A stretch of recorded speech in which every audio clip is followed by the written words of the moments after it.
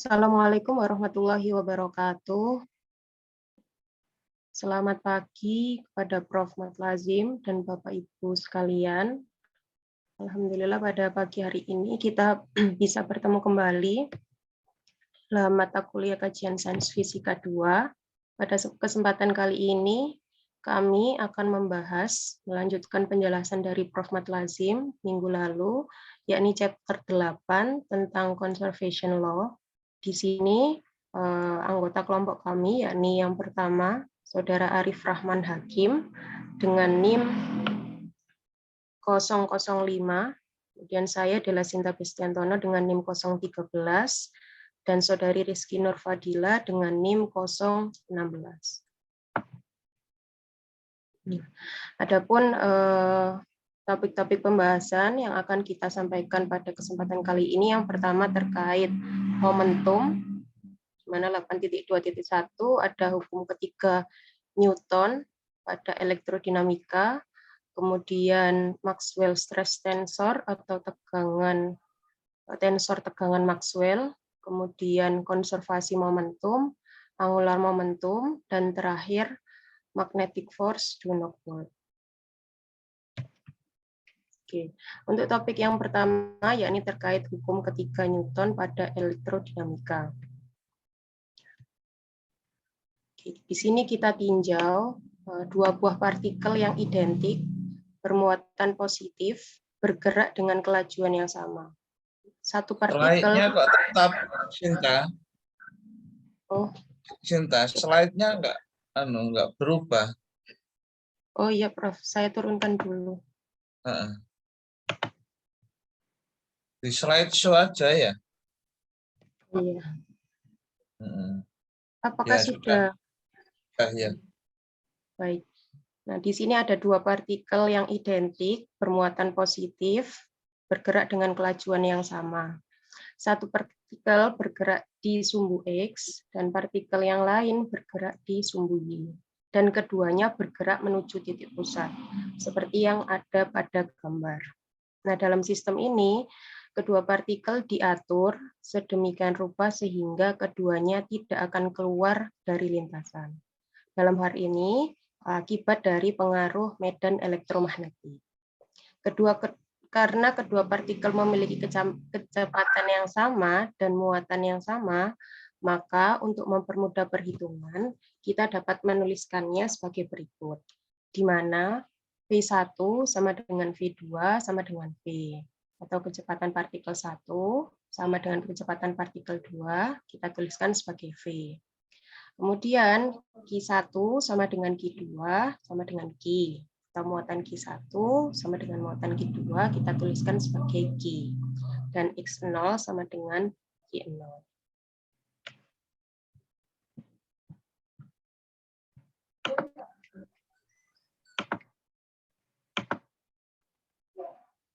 Selanjutnya, kita dapat menghitung resultan gaya yang dialami oleh kedua muatan tersebut. Namun, perlu kita ingat bahwa kita harus memperhatikan atau mengasumsikan terlebih dahulu bahwa kedua partikel ini bergerak pada kecepatan yang jauh lebih kecil dari kecepatan cahaya, supaya kita dapat menggunakan hukum Coulomb dan Biot-Savart.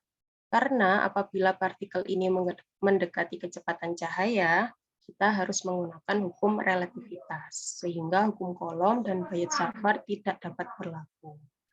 Nah, langkah pertama yang bisa kita lakukan yakni kita meninjau partikel 1, di mana gaya elektromagnetik yang dialami oleh partikel 1 dapat dituliskan secara matematis pada persamaan 1, yakni F1 sama dengan Q1, E2 plus V1 cross B2.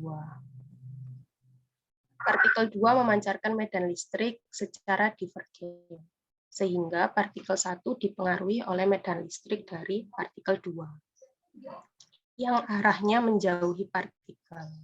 Nah, adapun kuat medan listrik yang dialami adalah E2 sama dengan 1 per 4pi epsilon 0 Q2 per R kuadrat R topi, di mana R di sini adalah jarak antar partikel, dan R topi adalah arah perpindahan dari partikel 1 ke partikel 2.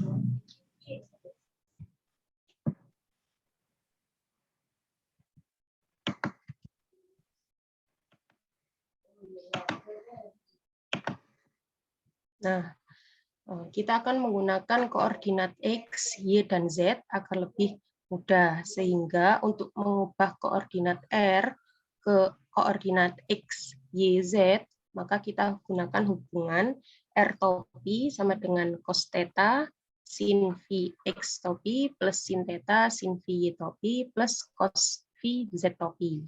Di mana kita tahu bahwa theta adalah sudut vektor dari sumbu X dan V adalah sudut vektor dari sumbu Z. Nah, karena kedua partikel ini hanya bergerak di bidang X dan Y, maka persamaan di atas bisa dituliskan menjadi R topi sama dengan cos theta X topi plus sin theta Y topi.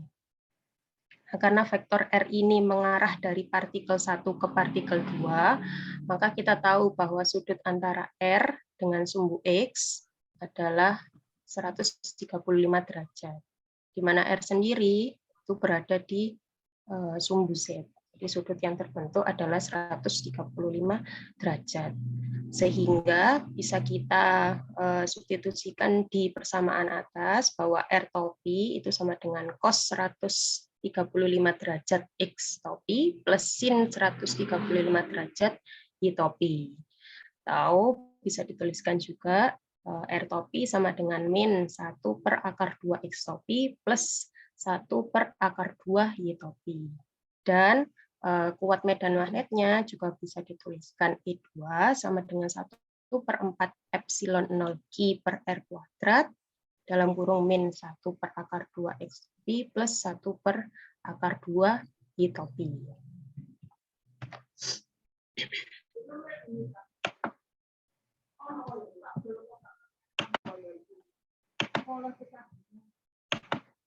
Nah, sedangkan untuk medan magnet yang dialami oleh partikel 1 adalah medan magnetnya yang dipengaruhi oleh partikel 2 dituliskan sebagai B2 sama dengan mu 0 per 4I Q akar 2 per R pangkat 3 V cross R. Atau jika dalam bentuk koordinat X, Y, Z bisa kita tuliskan B2 sama dengan mu 0 per 4I QV per R pangkat 3 dalam kurung X topi cross min X topi plus Y topi, di mana nilai R tadi yang sudah kita ketahui bisa disubstitusikan sehingga menghasilkan persamaan B2 dalam koordinat X, Y, dan Z. Nah, sehingga secara umum nilai F atau gaya elektromagnetiknya bisa dituliskan F1 sama dengan Q dalam kurung 1 per 4 epsilon 0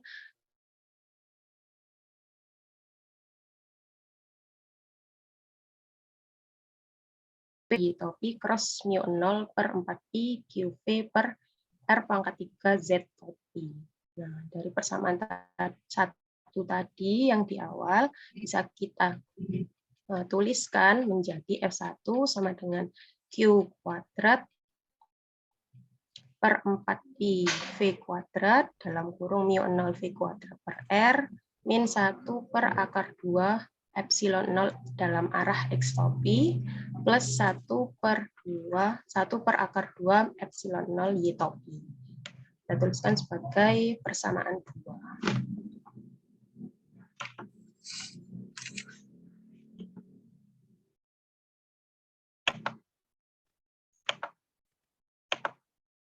Nah, selanjutnya kita juga harus melakukan perhitungan yang sama untuk partikel yang kedua dan akan memperoleh medan listrik yang dialami oleh partikel 2. Di mana nilai E atau medan listriknya yaitu sama dengan 1 per 4pi epsilon 0 Q per akar 2 R kuadrat X topi min Y topi. Dan medan magnetnya bisa dituliskan mu 0 per 4pi QV per R pangkat 3 Y topi cross X topi min Y topi. Atau bisa disederhanakan menjadi B1 sama dengan min mu 0 per 4pi QV per R pangkat 3 Z-pi. Sehingga persamaan tersebut bisa kita tuliskan kembali, F2 sama dengan Q 1 per 4pi epsilon 0, Q per akar 2 R kuadrat, X topi min Y topi, plus V X topi cross min mu 0 per 4pi QV per R pangkat 3 Z-pi. Kemudian bisa kita keluarkan nilai konstantannya menjadi Q2 per 4pi R kuadrat, 1 per akar 2 mu 0 X topi plus mu 0 V kuadrat per R min 1 akar 2 epsilon 0 Y topi. Itu merupakan nilai dari gaya elektromagnetik yang dialami oleh partikel 2. Atau partikel yang bergerak di sumbu Y.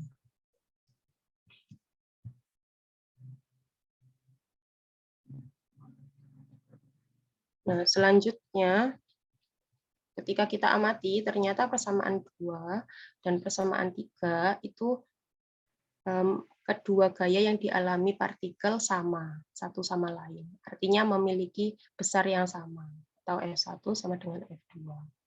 Namun tidak memiliki arah yang berlawanan. Artinya F1 tidak sama dengan min F2. Sehingga hal tersebut menyalahi hukum 3 Newton, di mana gaya yang diberikan menghasilkan suatu gaya yang arahnya berlawanan dengan nilai yang sama. Nah, untuk mempelajari atau mengetahui mengapa hal ini bisa terjadi, bisa kita bahas melalui topik berikutnya, yakni terkait tensor tegangan Maxwell.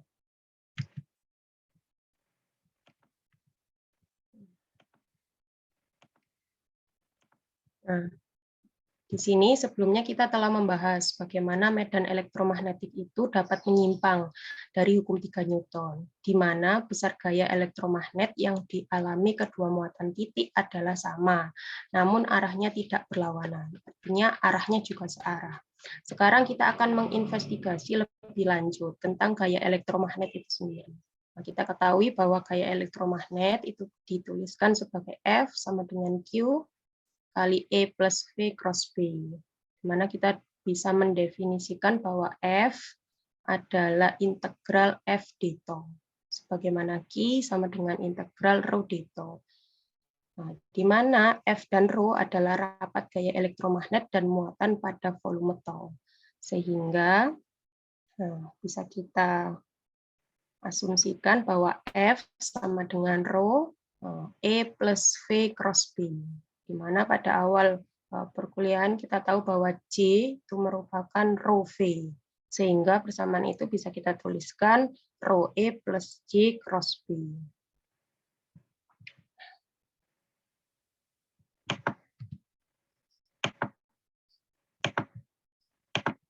Selanjutnya, kita substitusikan nilai rho dan J menggunakan persamaan Maxwell 1 dan 4, yaitu rho sama dengan epsilon 0 del dot E dan J sama dengan 1 per epsilon 1 per mu 0 del cross B min epsilon 0 dE per dt. Sehingga persamaan F menjadi epsilon 0 del dot E kali E plus del cross B per mu 0 min epsilon 0 dE per dt cross B. Kita tahu bahwa dari suku ketiga itu menggunakan aturan produk gradien dot produk. Sehingga del cross B itu sama dengan min del B kuadrat per 2 plus B cross del kali B. Dan suku keempatnya, yakni dE per dt cross B, sama dengan D per dt, E cross B min E cross dB per dt.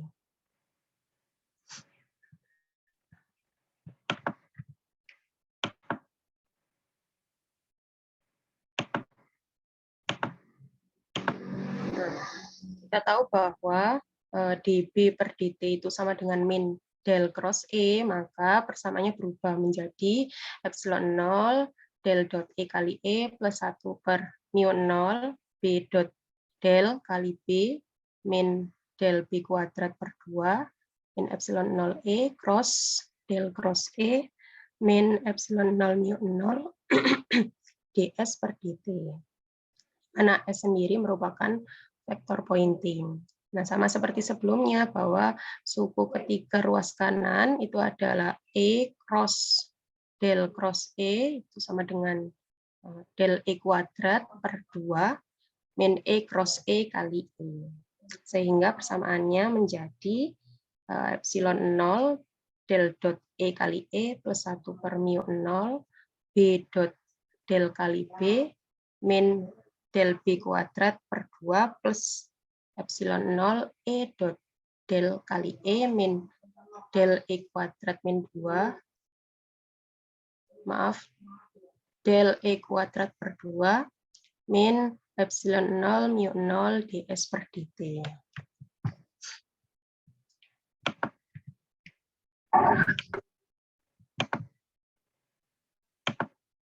Nah, kita tahu bahwa suku terakhir akan menghasilkan vektor pointing S, serta kita dapat menyederhanakan persamaan ini menjadi F sama dengan epsilon 0 del dot E kali E plus del dot E dot del kali E min del E kuadrat per 2 plus 1 per mu 0 B dot del kali B min del B kuadrat per 2 min epsilon 0 mu 0 ds per dt.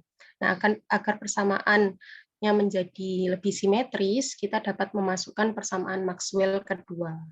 Nah, hal ini tidak menjadi masalah karena nilai del dot B itu sama dengan 0. Artinya tidak ada divergensi medan magnet.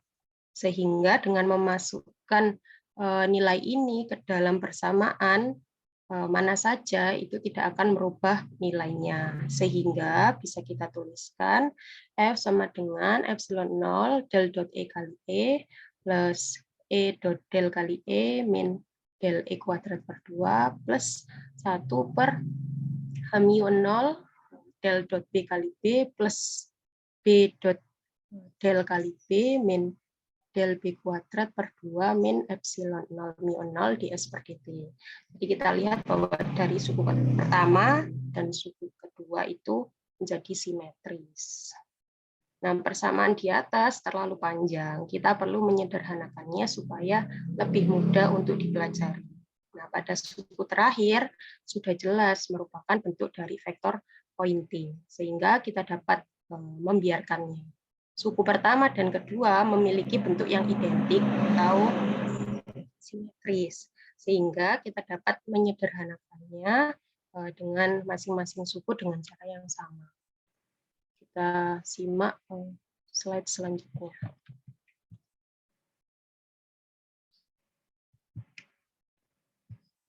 Nah, kita ambil contoh di sini, del dot E kali E. Kita definisikan terlebih dahulu nilai E, di mana E sama dengan EX topi plus EY topi plus EZ topi. Atau untuk menuliskan, mempermudah penulisannya, kita bisa menulis dengan persamaan E sama dengan sigma EI X topi J, di mana I adalah indeks koordinat dalam sumbu X, Y, atau Z. Sehingga divergensi dari E ini adalah del dot E sama dengan sigma DEI per DXI. Nah, ketika kita kalikan dengan E, maka menjadi del dot E kali E itu sama dengan sigma DEI per DXI, sigma EJ X topi J, sehingga menyebabkan adanya komponen vektor baru sebanyak 3 tiap ketiga vektor yang ada sebelumnya, di mana indeks J itu digunakan untuk membedakan dalam vektor I.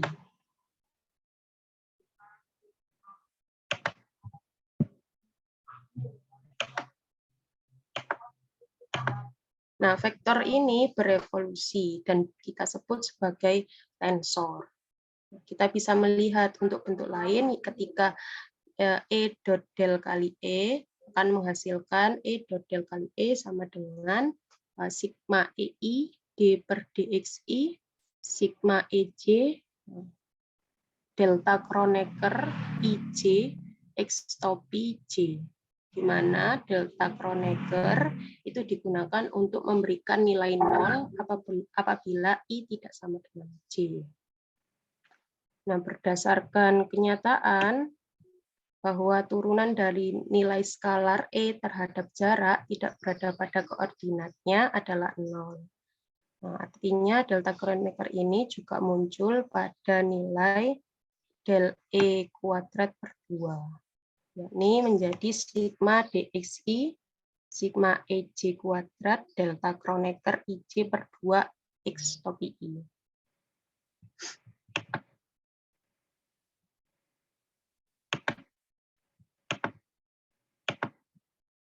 Nah, berkat adanya delta Kronecker ini, maka indeks I pada vektor satuan X dapat diganti dengan indeks J untuk menyamakan dengan yang lain. Secara keseluruhan bisa kita tuliskan sebagai berikut. Sigma DEI per DXI, sigma EJ X topi J plus sigma EI D per DXI, kemudian sigma EJ delta Kronecker IJ X topi J min sigma D per DXI, sigma E kuadrat J delta Kronecker IJ per 2 X topi J. Nah, ketika suku di atas itu pada dasarnya dalam bentuk divergensi dan berdasarkan aturan turunan berantai suku pertama dan suku kedua apabila dijumlahkan akan menghasilkan suatu bentuk divergensi terhadap vektor I. Nah, sehingga bisa kita sederhanakan sebagai berikut. Sigma del I dot EI EJ X topi I dalam kurung X topi J min sigma del I dot EJ kuadrat delta Kronecker IJ per 2 X topi I X topi J. Jadi yang diperhatikan adalah suku pertama dan suku keduanya. Kemudian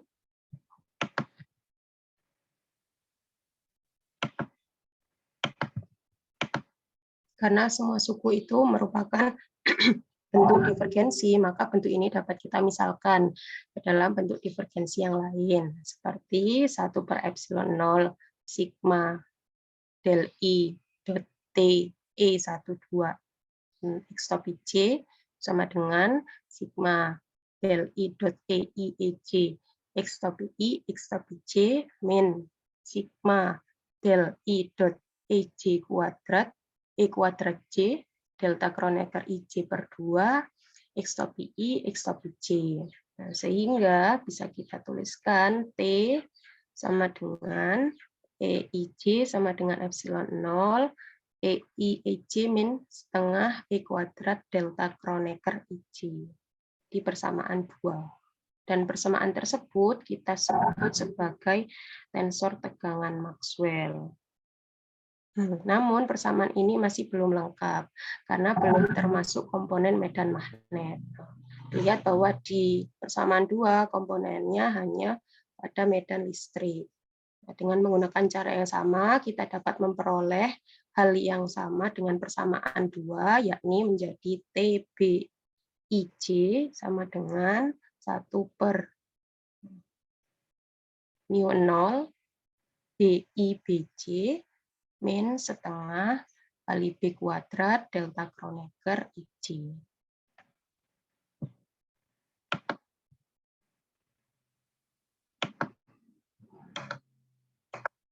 Sehingga persamaan lengkapnya bisa kita tuliskan TIJ sama dengan epsilon 0 EI EJ min setengah E kuadrat delta Kronecker IJ plus 1 per μ0 BIBJ min setengah B kuadrat delta Kronecker IJ. Nah, persamaan ini apabila diambil nilai divergensinya maka akan menghasilkan persamaan yang sama seperti persamaan 2. Sehingga ketika dikembalikan ke persamaan 1 kita peroleh bahwa nilai F sama dengan del dot T min epsilon 0 mu 0 ds per dt. Jadi untuk suku yang ketiga tadi tetap dimunculkan, yakni di situ ada nilai vektor pointing. Dan suku pertama dan kedua itu disederhanakan menjadi bentuk divergensi dari tensor atau del dot t. Atau apabila kita kembalikan ke bentuk semula, persamaan umumnya menjadi F sama dengan integral tertutup T dot dA min epsilon 0 mu 0 dt per d per dt integral S di tau. Nah, kita perhatikan bahwa pada keadaan statis, suku kedua akan hilang. Artinya nilainya 0 atau karena tidak ada perubahan medan listrik dan medan magnet. Karena pengaruh dari faktor dari suku kedua yang hilang karena tidak ada yang namanya faktor E dan B, sehingga persamaan ini dapat digunakan dalam berbagai kasus. Dan T dapat diartikan sebagai gaya persatuan luas permukaan tertutup.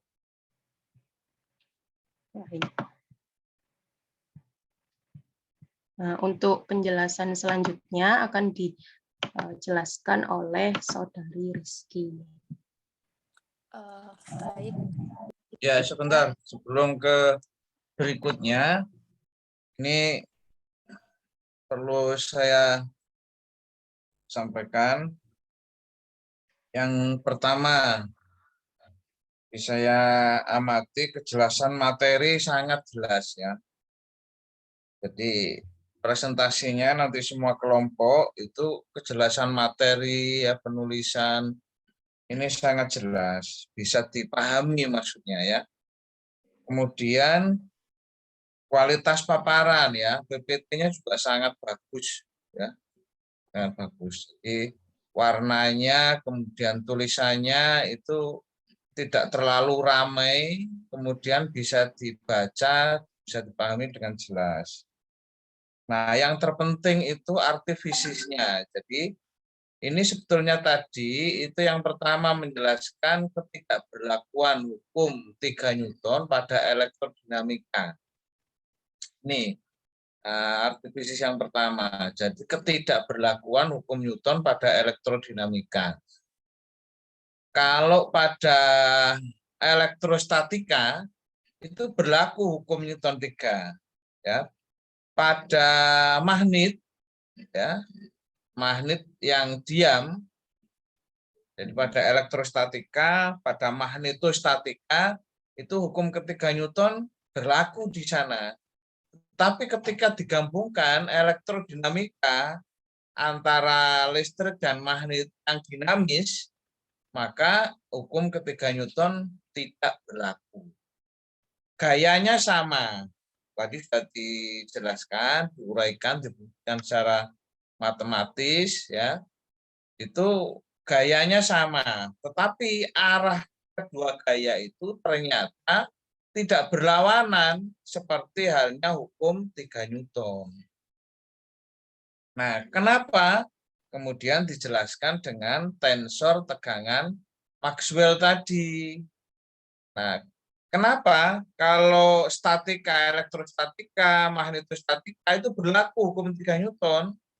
Karena pada elektrostatika dan magnetostatika itu tidak ada perubahan listrik, medan listrik, dan tidak ada perubahan medan magnet, ya, tidak ada perubahan. Jadi S di to tadi, di to-nya itu 0 pada elektrostatik maupun magnetostatik, sehingga tidak ada perubahan medan listrik dan medan magnet. Itu dijelaskan di persamaan terakhir tadi ya, tentang tegangan, tensor tegangan Maxwell tadi.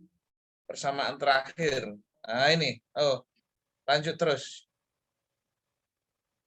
Terus. Nah ini ya.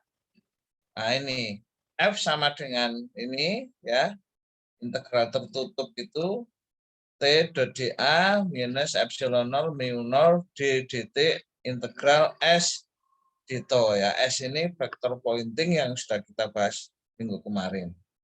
Nah, ketika dalam keadaan statis, maksudnya itu muatannya statis, ya.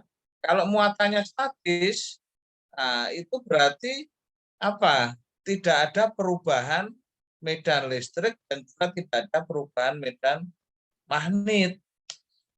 Oleh karena itu suku kedua ini sama dengan 0 karena ditto-nya itu konstan ya. Sehingga hanya tinggal suku yang pertama saja. Nah, itu alasannya karena pada elektrodinamika itu tidak berlaku hukum 3 Newton ya. Karena pada elektrodinamika itu muatannya bergerak menimbulkan medan magnet ya dan medan listrik yang selalu dinamis dan berubah ya setiap waktu. Itulah yang menyebabkan hukum 3 Newton tidak berlaku. Itu ya makna fisiknya. Jadi nanti saya harapkan kelompok lain juga seperti ini bisa menjelaskan secara jelas, PowerPoint-nya juga bagus, jelas. Kemudian arti fisiknya itu yang penting ya, jangan terjebak. Matematika iya kita bahas karena itu adalah bahasanya fisika, bahasanya sains ya, tapi di akhir pembahasan matematika itu kemudian kita maknai ya, kita beri arti fisiknya. Saya kira itu dilanjut ya. Setelah Sinta kemudian siapa? Rizky Arif dulu. Rizky. Oh iya silakan ya Rizky.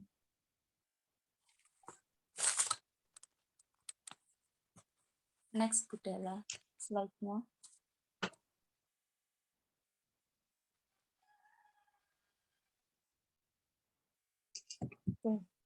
Baik, saya akan melanjutkan materi selanjutnya, yaitu kekekalan momentum. Menurut hukum kedua Newton, gaya pada suatu benda sama dengan laju perubahan momentumnya. Pada hukum kedua Newton ini menyatakan bahwa gaya merupakan perubahan momentum terhadap waktu. Pada kasus muatan titik yang bergerak melewati medan listrik dan medan magnet, dapat dituliskan yaitu F sama dengan dp max per dt. Di mana dp max itu momentum mekanik dan dt waktu, yaitu perubahan momentum mekanik terhadap waktu. Kita sudah mendapatkan persamaan 8.20 dari gaya pada bagian sebelumnya, yaitu F sama dengan integral tertutup S T dot dA min epsilon 0 mu 0 d per dt integral volume S dto. Oleh karena itu, dapat ditulis dalam bentuk dp max per dt sama dengan min epsilon 0 mu 0 d per dt integral V S dto ditambah integral tertutup S T dot dA, di mana P max adalah momentum mekanik partikel dalam volume atau V.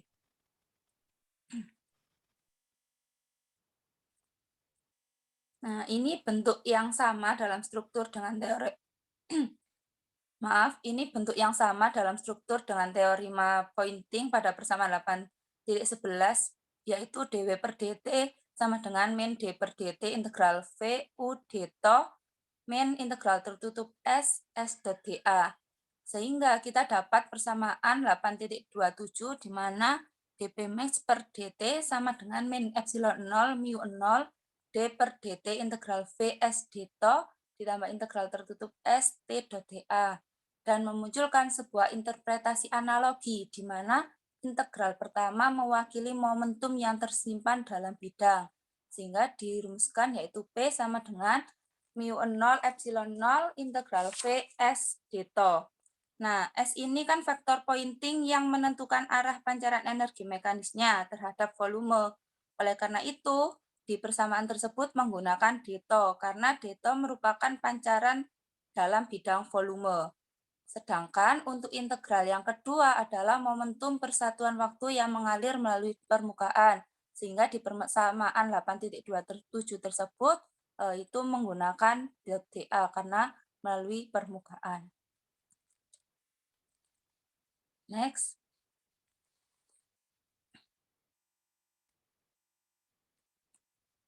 persamaan 8.27 adalah pernyataan kekekalan momentum dalam dinamika elektro.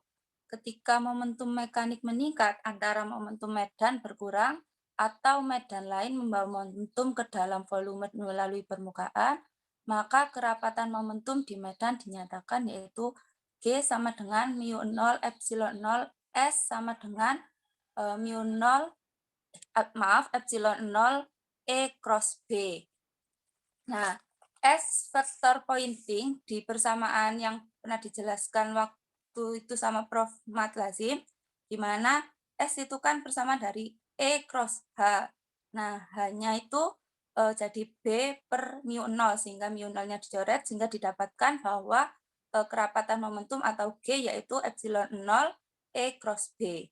Dan flux momentum yang diangkut oleh medan adalah T, khususnya T.A adalah momentum elektromagnetik persatuan waktu yang melalui area dA. Pada bab ini, T itu memiliki dua fungsi, yaitu yang pertama tegangan elektromagnetik atau gaya persatuan luas yang bekerja pada permukaan, bisa juga sebagai aliran momentum atau kerapatan arus momentum yang dibawa oleh medan. Next, Bu.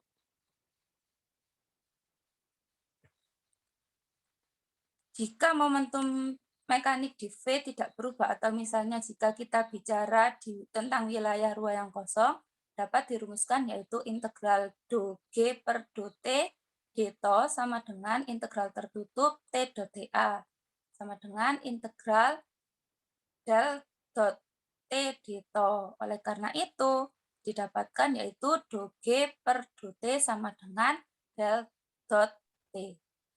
Ini Ya, adalah ini persamaan. Rizky, Nggih, Pak. Nggih, itu Prof. T-nya itu dibaca tensor ya, tensor. Oh, nggih, tensor.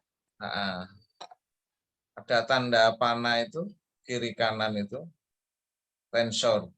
Jadi Nggih. kita akan mengenal di fisika itu skalar, vektor, kemudian ring 2 itu tensor ya. Nggih, Prof. Nah, lanjut.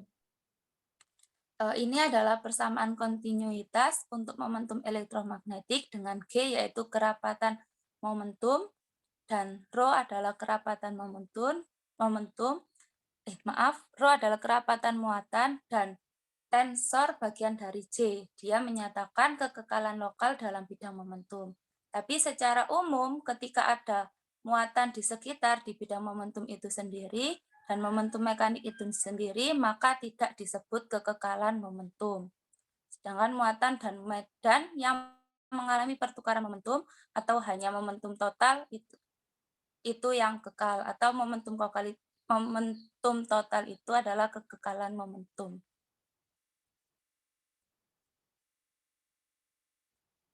Selanjutnya adalah momentum sudut.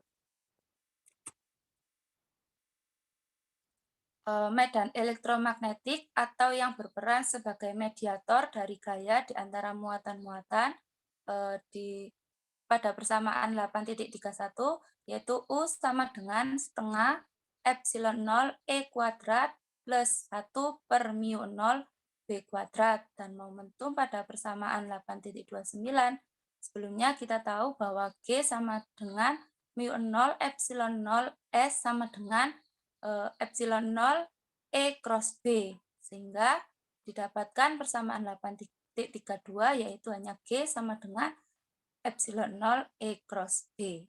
Dan dalam hal ini momentum sudut dirumuskan atau pada persamaan 8.33 yaitu L sama dengan R cross G sama dengan epsilon 0 R cross E cross B. Bahkan medan yang sangat statis pun dapat menyimpan momentum dan momentum sudut, selama E cross B tidak sama dengan 0. Dan jika kontribusi bidang ini disertakan, maka hukum kekekalan dipertahankan.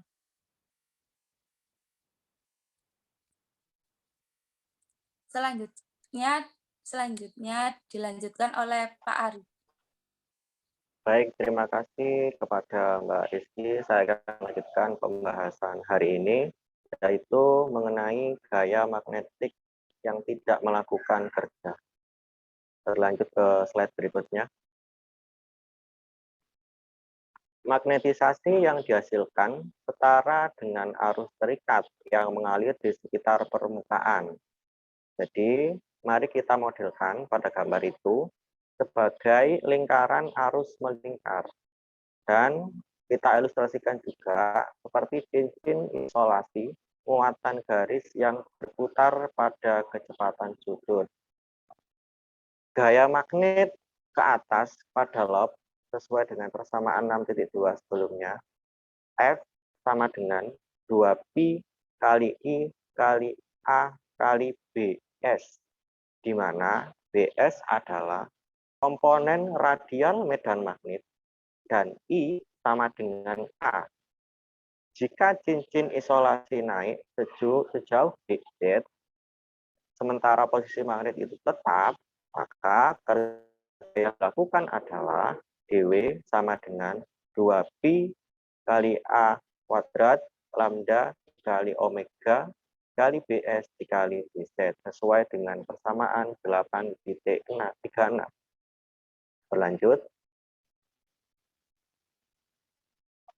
GGL gerak diinduksi dalam cincin tadi yang berlawanan dengan aliran muatan, oleh karenanya dapat mengurangi kecepatan sudutnya, sehingga persamaannya adalah epsilon sama dengan min d flux per dt, di mana D adalah flux yang melalui pita pada gambar 8.9 itu, yang menghubungkan cincin pada waktu T ke cincin di waktu T plus D. Maka persamaannya sekarang menjadi epsilon sama dengan integral flux F kali dl sama dengan F kali 2pi dikalikan A. Next. Di mana F adalah gaya persatuan muatan. Jadi F sama dengan min BS kalikan dz per dt pada persamaan 83.7. Maka gaya pada segmen dengan panjang dl adalah FDL. Sehingga torsi pada cincin isolasi tadi adalah N sama dengan A dikali min BS dz per dt dikali lambda dikali 2pi dikali A. Dan usahanya yang dilakukan untuk memperlambat putaran adalah N dc sama dengan N omega dt, atau pada persamaan 83.38 dapat dirumuskan dw sama dengan min 2 kali A kuadrat kali lambda kali omega dikali BS dz pada persamaan 8.38. Sehingga usaha yang dilakukan oleh komponen vertikal gaya magnetik pada persamaan 83.5 sebelumnya adalah sama dan berlawanan dengan usaha yang dilakukan pada komponen horizontalnya yang dijelaskan pada persamaan 83.37. Berlanjut. Bagaimana dengan magnetnya? Kita cermati pada gambar 8.10 itu, apakah sepenuhnya pasif dalam proses ini? Nah, kita modelkan dulu sebagai lingkaran besar. Di situ jari-jarinya B, di mana bertumbuh di atas meja, dan membawa arus IB adalah lob arus yang relatif kecil dengan radius A di lantai bawah secara langsung, membawa arus IA. Pada kali ini, hanya untuk perubahan, maka diasumsikan kedua arus konstan atau tetap. Arus paralel menarik dan mengangkat lob kecil dari lantai. Berlanjut. Nah, mari kita menyesuaikan arus sehingga cincin kecil hanya mengambang dari jarak H di bawah meja tadi. Dengan gaya magnet yang tepat menyeimbangkan berat dari cincin kecil itu, maka gaya magnet dapat dirumuskan F magnet sama dengan 3pi per 2 dikali mu0 kali IA kali IB kali A kuadrat B kuadrat kali H per B kuadrat plus H kuadrat pangkat 5/2 sama dengan MA kali G pada persamaan 8.39. Sekarang lob naik dengan jarak yang sangat kecil atau dz, maka usaha yang dilakukan sama dengan keuntungan dalam energi potensialnya. Maka diperoleh persamaan dWg sama dengan MAG dz sama dengan dP/2 mu 0 kali IA kali IB dikali A kuadrat B kuadrat H per B kuadrat plus H kuadrat pangkat 5/2 dz pada persamaan 8.40. Saat lob itu naik, GGL gerak adalah diinduksi di dalamnya. Maka flux yang melalui lob adalah flux A sama dengan M kali IB, di mana M itu adalah induktansi timbal balik dari 2 kali A kuadrat B kuadrat per B kuadrat plus H kuadrat pangkat 3/2. Berlanjut.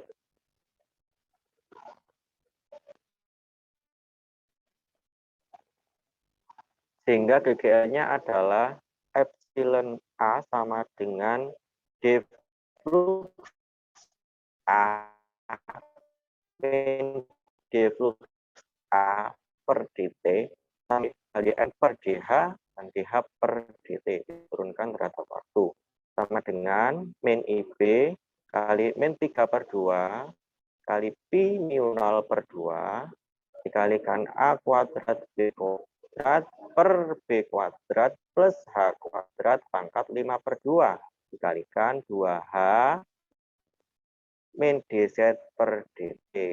Kemudian usaha yang dilakukan oleh satu daya di mana sifatnya adalah melawan GGL gerak ini adalah dWA sama dengan min epsilon A kali IA dt sama dengan 3p/2 epsilon 0 kali IA kali IB kali A kuadrat B kuadrat kali H per B kuadrat plus H kuadrat pangkat 5/2 dz pada persamaan 8.41.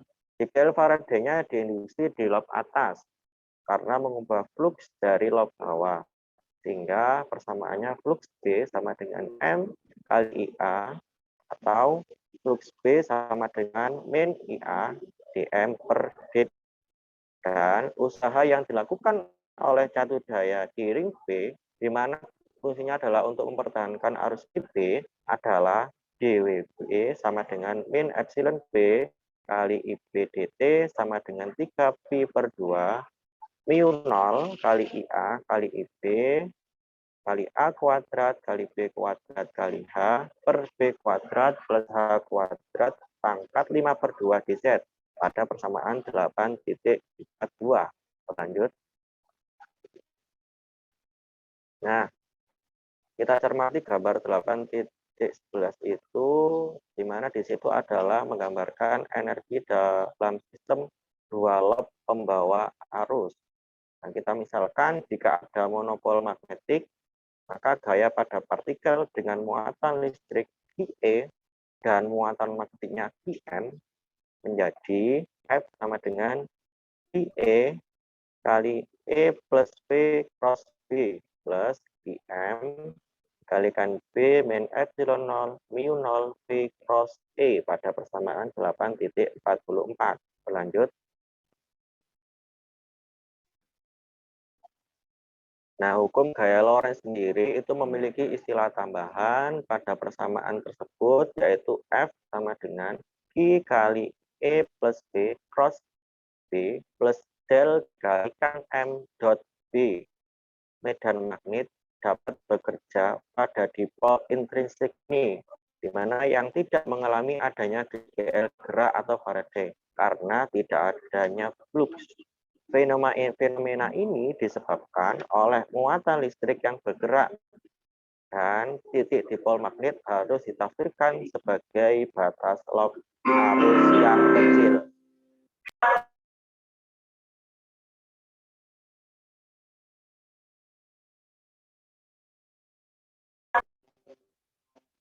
Lanjut. Baik, terima kasih dari kelompok kami yang dapat kami sampaikan. Kami kembalikan kepada Prof. Mat Azim. Monggo, Prof. Ya, Mas Syarif. Terima kasih. Kelompok 1, kelompok Dela Sinta, Rizky, Nurfatila, kemudian Mas Arif Rahman sudah menyelesaikan paparannya terkait dengan bab 8 ya, bab 8. Jadi ada tentang hukum 3 dalam elektrodinamika, kemudian tensor tegangan Maxwell, hukum kekekalan momentum, kemudian momentum sudut ya. Kemudian yang terakhir adalah gaya magnetik tidak melakukan usaha ya. Gaya magnetik tidak melakukan usaha. Tapi kalau gaya listrik itu melakukan usaha ya. Nah, dari penjelasan matematik yang disampaikan Mas Arif tadi itu membuktikan secara matematis ya, secara matematis bahwa gaya magnetik ya itu tidak melakukan usaha. Nah, kalau kita pahami ya, kalau kita pahami mengapa gaya magnetik tidak melakukan usaha, sementara gaya listrik itu melakukan usaha. Baik itu statik maupun itu yang dinamik ya, elektrostatik maupun yang elektrodinamik. Itu kalau medan listrik, gaya medan listrik itu melakukan usaha, sedangkan gaya magnetik tidak melakukan usaha. Nah, kira-kira bahasa sederhananya yang bisa menjelaskan ke siswa kita lah, ke mahasiswa atau siswa itu apa? Tadi kan kita bahas secara matematik ya. Nah, sekarang kita bahas dengan bahasa yang mudah gitu ya, dengan bahasa yang mudah. Ini kira-kira ini yang terakhir ini, kira-kira bagaimana penjelasannya Mas Adi?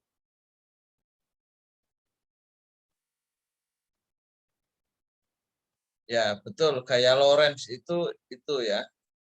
Jadi F sama dengan QE plus V cross B, itu V cross B itu dalam kurung biasanya ya. Supaya penunjukan itu adalah gaya magnetik.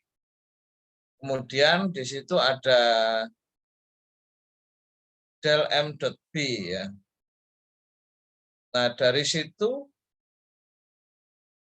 apakah bisa menjelaskan bahwa gaya magnetik tidak melakukan usaha?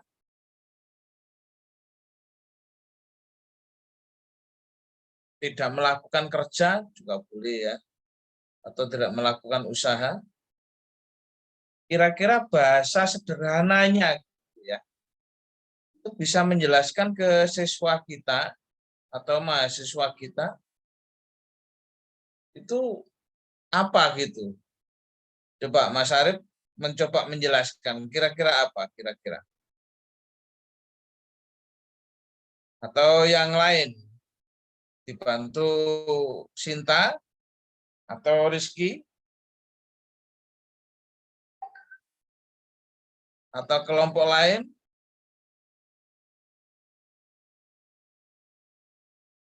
Bahasa sederhananya yang bisa dipahami ya. Saya teringat dulu itu punya teman, sekarang kok nggak nulis buku lagi ya. Itu menulis buku tanpa buku fisika ya, fisika tanpa matematika gitu. Dia menjelaskan fenomena-fenomena fisika tapi tanpa matematika. Ya bisa sih untuk ini ya, untuk fisika-fisika yang sederhana. Tapi begitu fisika kompleks ya, fisika kompleks yang saya maksud itu yang tidak bisa diamati secara langsung ya. Misalnya fenomena listrik, fenomena magnet itu kan tidak bisa diamati secara langsung. Medan magnetnya, gayanya itu kan tidak bisa diamati secara langsung. Nah, itu ternyata memang butuh matematik untuk menjelaskannya gitu. Nggak bisa hanya dengan observasi, eksperimen di lab misalnya. Tanpa penjelasan matematika itu nggak lengkap gitu. Hanya permukaan-permukaannya saja. Jadi memang kita butuh matematik memang ya untuk menjelaskan fenomena fisis itu.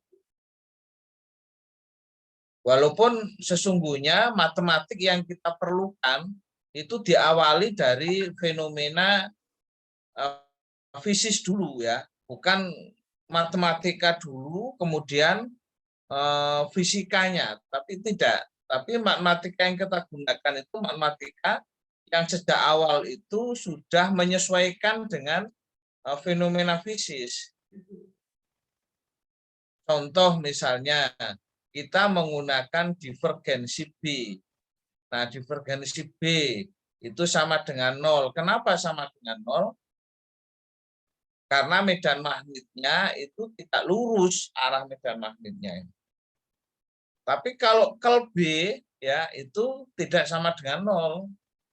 Ya, karena memang medan magnetnya itu kel bentuknya itu melengkung gitu. Keriting. Kel itu kalau kita maknai dalam bahasa sehari-hari kan masih relevan ya. Kel itu keriting. Rambut keriting itu tidak lurus. Ya, kira-kira bagaimana Mas Arif untuk menjelaskan bahwa medan magnet itu tidak melakukan gaya medan magnet tidak melakukan usaha dengan bahasa sederhana.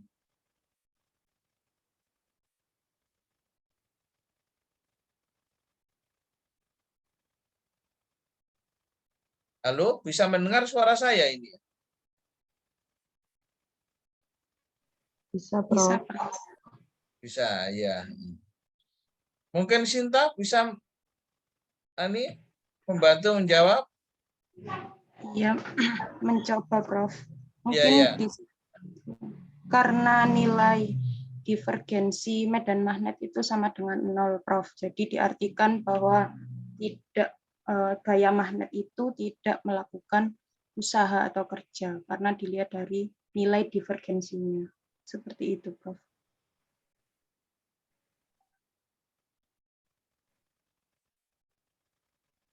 Ya, ya. Memaknai divergensi itu apa sebetulnya? Kita kembali ke definisi ini aja ya. Ya, tidak salah keseluruhan ya, ada benarnya tadi Sinta itu. Tetapi mungkin pendengarnya masih belum jelas. Coba kalau saya menjelaskan ya, coba ini jelas atau tidak, nanti Anda semua yang menilai.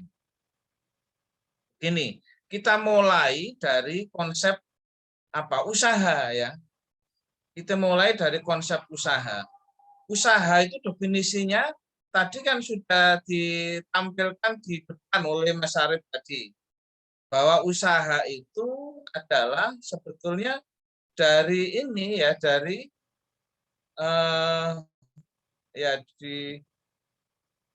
jadi DW itu sama dengan apa? FDS, F.ds. Konsep dasarnya ya. Konsep dasarnya bahwa usaha itu sama dengan DW sama dengan FDS ya. Ini dengan asumsi gayanya tetap ya. Gayanya tetap. Nah, bisa juga dari sini DW sama dengan itu kan asalnya F ya. Jadi F-nya itu 2pi IA BS itu ya. Ini tadi kan I sama dengan A sehingga muncul A kuadrat itu. Nah, itu DZ itu ya. Jadi sebetulnya ini kan bisa ditulis DW sama dengan FDZ sebetulnya ya. DW sama dengan FDZ. DZ ini adalah apa? DZ ini adalah perubahan jarak, ya, jarak sebetulnya.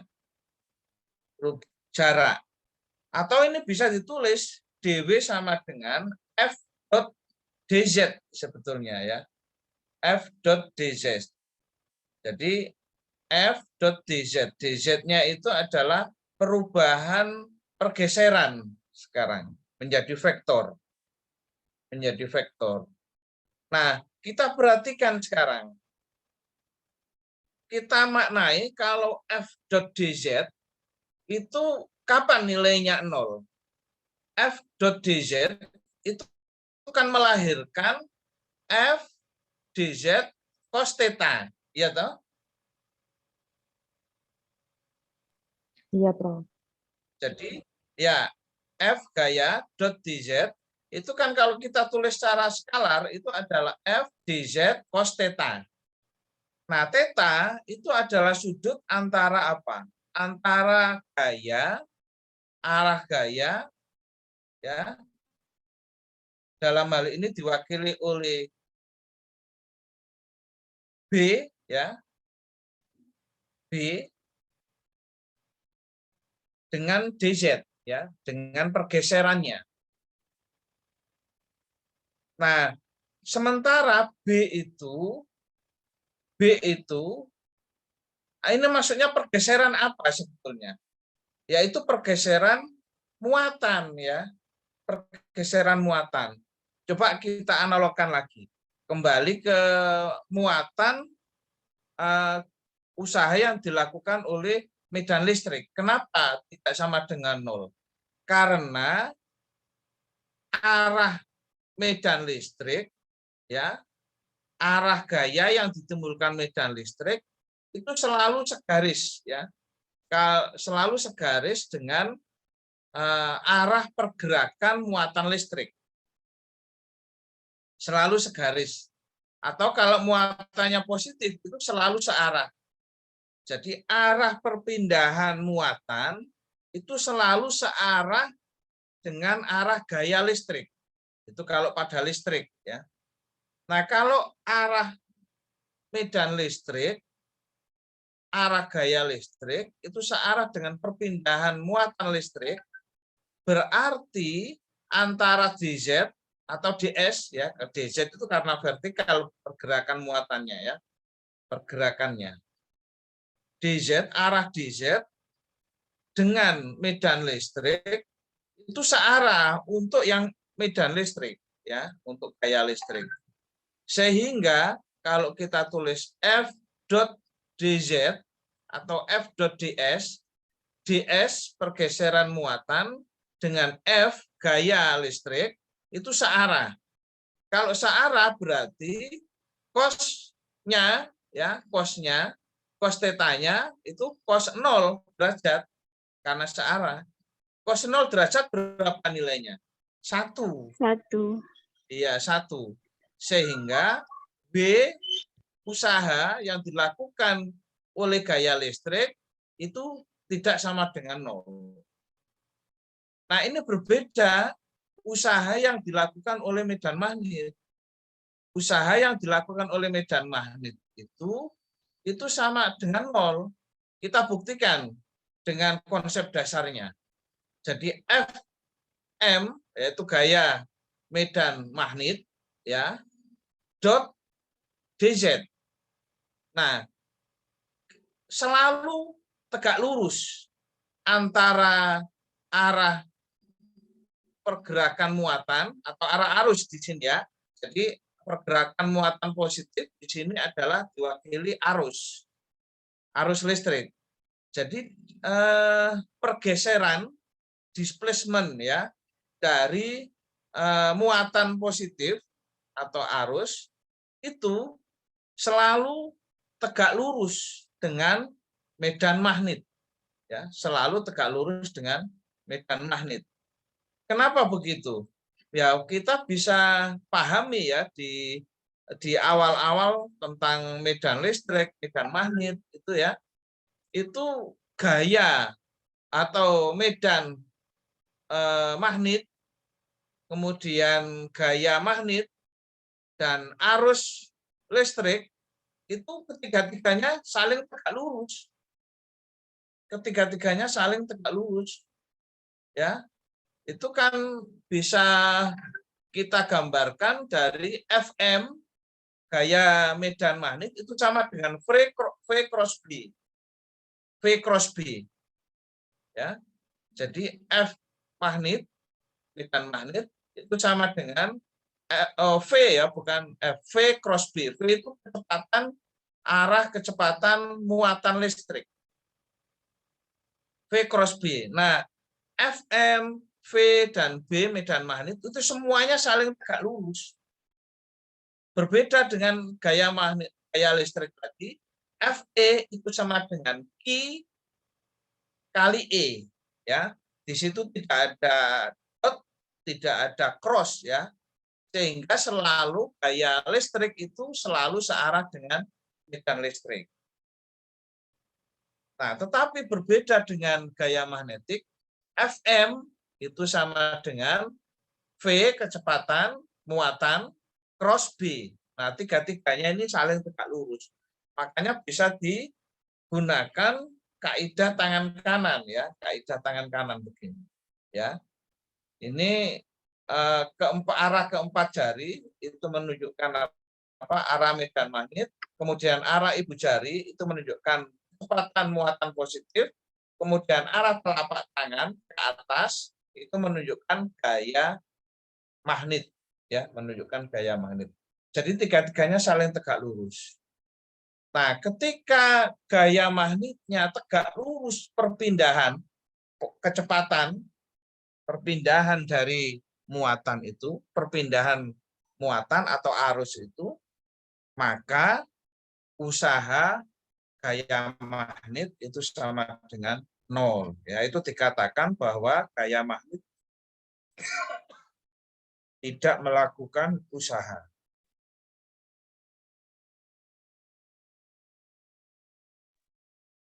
Itu saya kira ya penjelasan, mudah-mudahan bisa dipahami nih. Ada pertanyaan?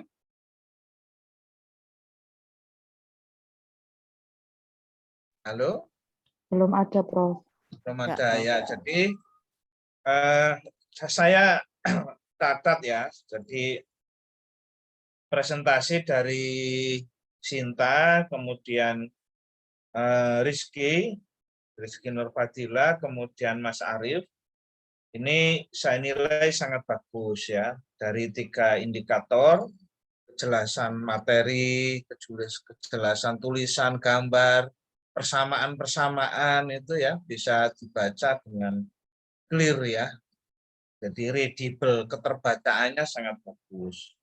Kemudian pewarnaan ya, itu juga bagus. Kemudian